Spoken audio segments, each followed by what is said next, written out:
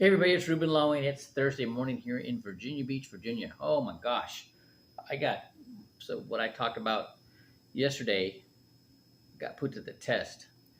So there's this guy, he's an officer and getting ready to get out of the military, and he pulls me aside and he has a TSP. He wants to buy a house in Texas, and he wants to know how we can get that money out of the TSP without paying the taxes. And he's thinking that he can roll the TSP into a life insurance contract. I'm like, no, it's not going to be like it. Doesn't work like that. You know, this is a qualified. You got a tax deduction on the money you put in, so you can't take that money out until you're 59 and a half without paying the taxes, right, on that money. And so you couldn't, if you did that to put it, that you wouldn't want to do that. He doesn't want to pay the taxes.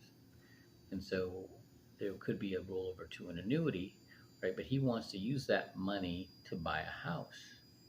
And I'm like, okay, you can borrow against the TSP, but once you borrow against the TSP, you can't roll that into an annuity until you pay it back. Okay. And then I called AMS, and if you rolled it into annuity, he wouldn't be able to take that money out without paying the taxes. So they're going to get me some information on that, and I will get that information to him. But he's a veteran. He has his VA eligibility. He doesn't have to borrow.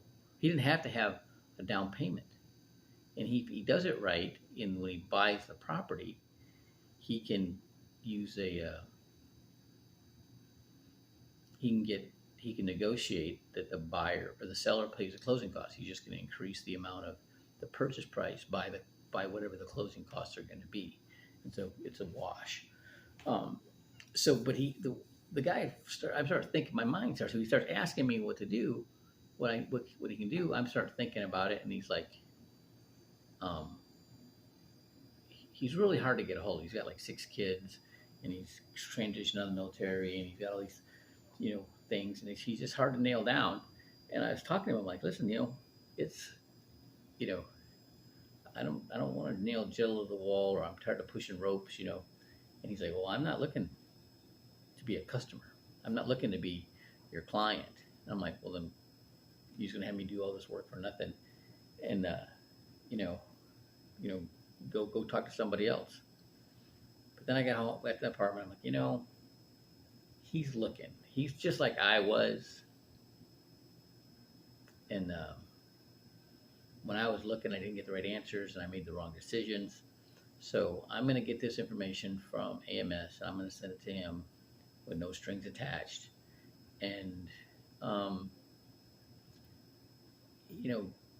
nobody does what we do. Nobody does the financial education to the point where you understand him being from the SEAL teams, what he'll do with the information that we give him.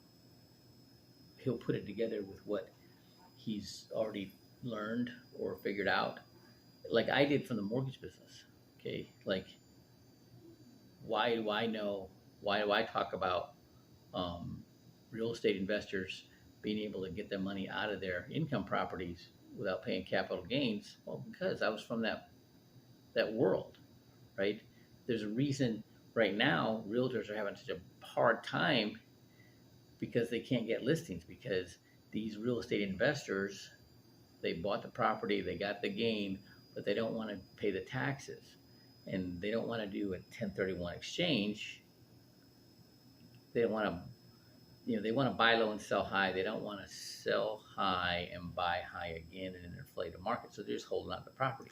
But if they knew there was a way they could access that equity without paying the capital gains, then they would sell. And that's the way real estate realtors could get more listings. And trying to get them to understand that has been difficult, right? They're not grasping it.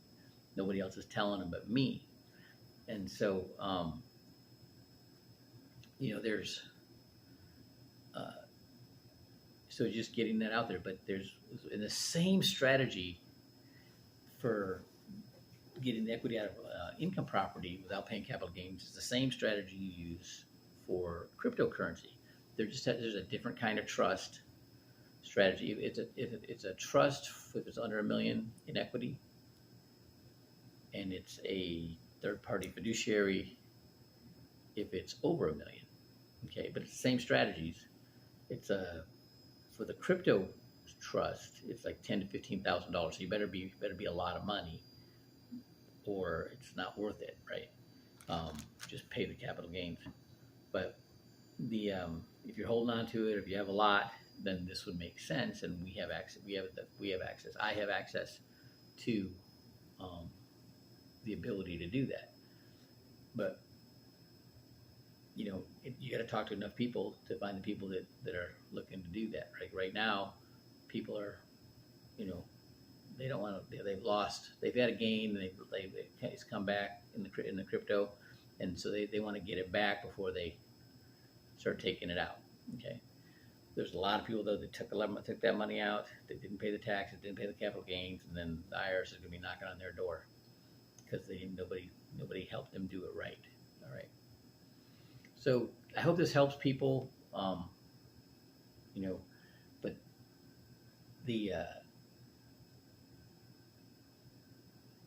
the guy was telling me he didn't want to be a client. I'm like, well, why you ask? Why go talk to somebody else? I'm like, no, I ain't gonna do that. I will share the information whether he becomes a client or not. At least he'll get educated, and at least he'll understand that.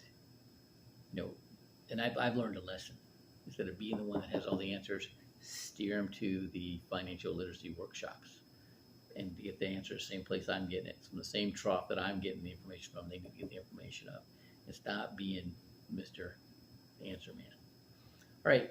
Have a great Thursday. And again, I hope this helps somebody.